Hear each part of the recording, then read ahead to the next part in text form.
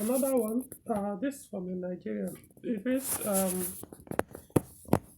but please, next time, just state your name, your location, in your questions, when you are sending your questions to me. Okay, it reads, good morning, Lion King.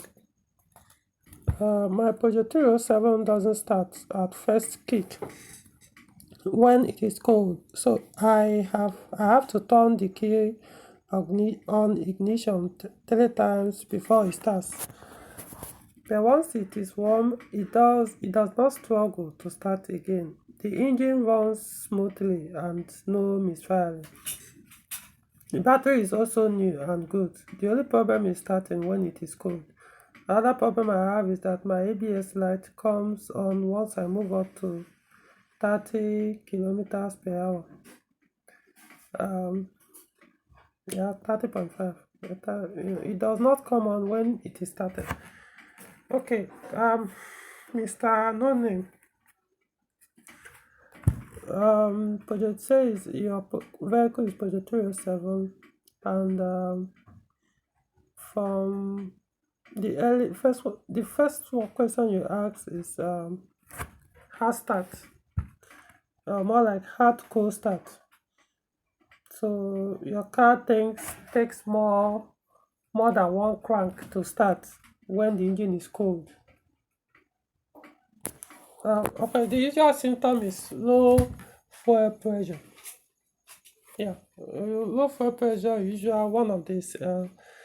This kind of symptom is one of them. It's an indication that, or sometimes, okay, not sometimes. I would say most times it's an indication that the fuel pressure is very low.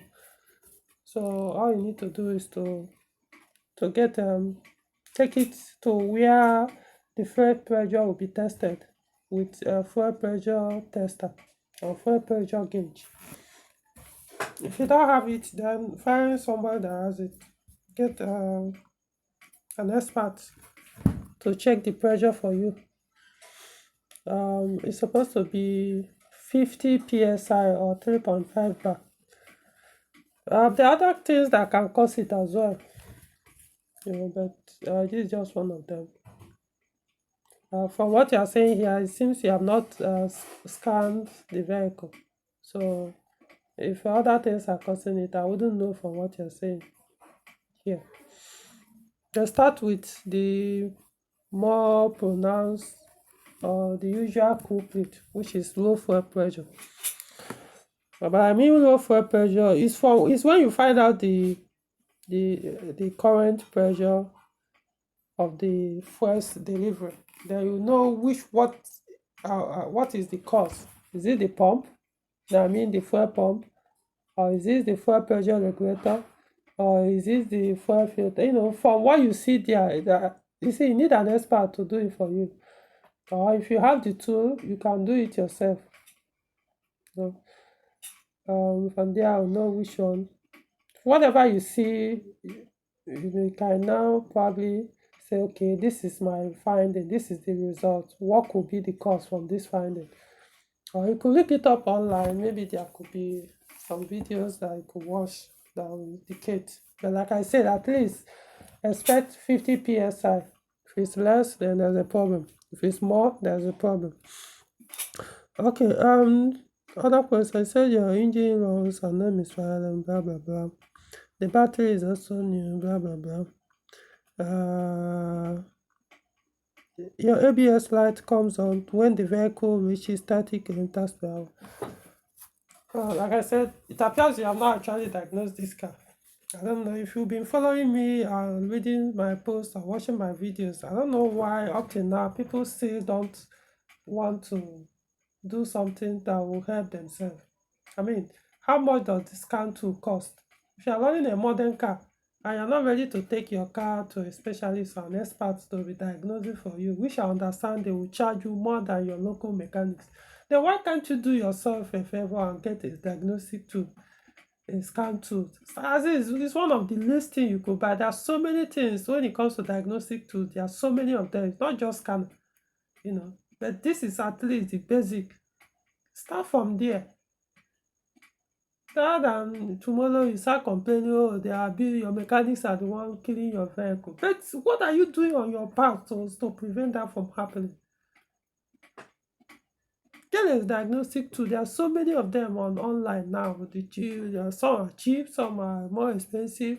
I always recommend PP2000 for the Planet or Diagbox. But I'm not you. I don't know what you can afford. There are even some that are more expensive than the PP2000. So do something. However, I know those cheap generic scan tool cannot access your ABS.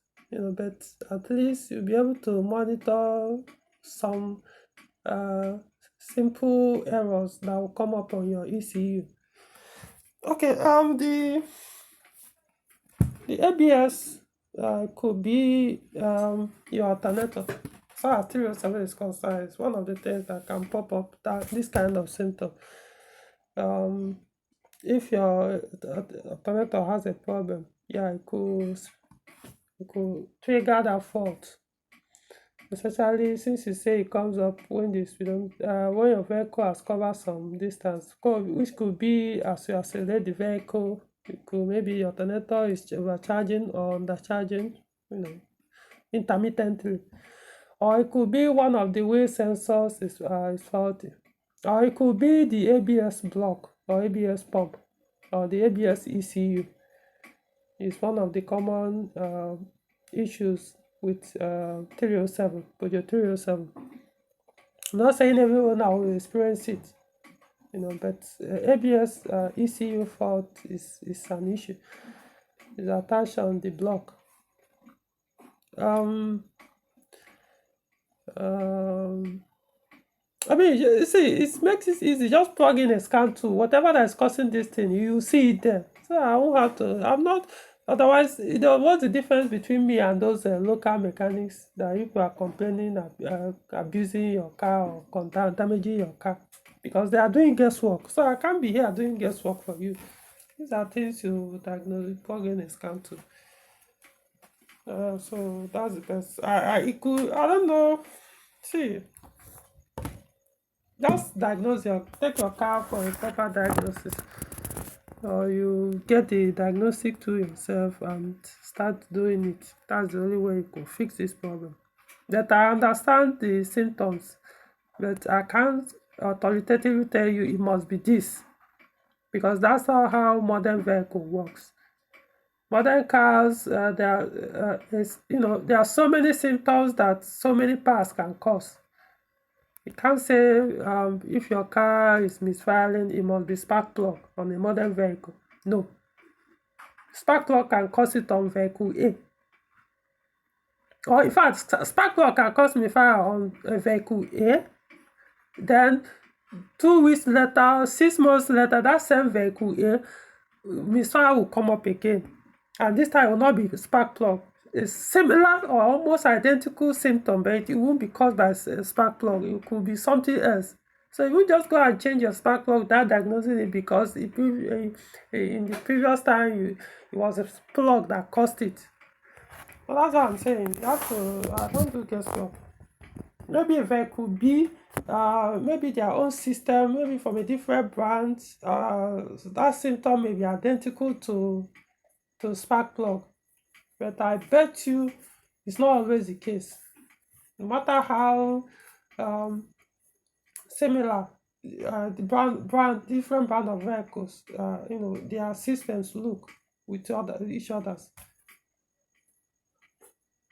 Or no matter how different they are, still ECUs works. There's a way they behave. Any small wrong signal, or when you receive a signal or value that is not expected to be able to run the engine well, it's going to be it goes into I would not say confusion. I start handling the engine anyhow. These are not carburetor. It requires all those things. It's expecting maybe 20 millimeter 0.20 millivolts or 0.90 millivolts at certain RPM or certain air temperature or certain oil temperature or certain this thing from this, as the vehicle is working, that's how they are programmed. So once the value from a sensor comes and it's below what is supposed to be at that maybe high vehicle speed or high engine speed or so amount of fuel delivery or pressure, then ECU will start acting up because it will just want something, it will try to shut the engine down because it assumes something is terribly wrong somewhere. So you could throw the engine to check limp mode or start misbehavior. So understand these things, they are very complex. That's the cost of using a modern car. So you have to diagnose it and handle it that way, electronically. Sometimes mechanically, but with proper mechanical diagnostic tools. Okay, I hope this helps. And like I always say, make sure if you are buying a used Peugeot vehicle, get an expert involved. Get an expert involved. Don't go and buy and then start complaining later. Or go and buy expecting that maybe you come and post the question here and the vehicle will figure everything out for you. You may end up only for you to take it now to a specialist after purchase and realize that almost everything electric on that car may have to be replaced for you to really enjoy the vehicle. And you may end up spending close or more than close to the same amount of money you purchase the car with, trying to repair, put the car in good order. Then it doesn't make sense unless you made the purchase as a project vehicle, which there's nothing wrong with that. But if you're buying as start and drive, then you shouldn't buy a car you spend more than or almost the same amount of what you purchase the car to repair the car. Doesn't make sense to me. Can as well add that money, go and buy one that is in order, that I don't need to spend all those things on and start enjoying. Okay, that's all for this video.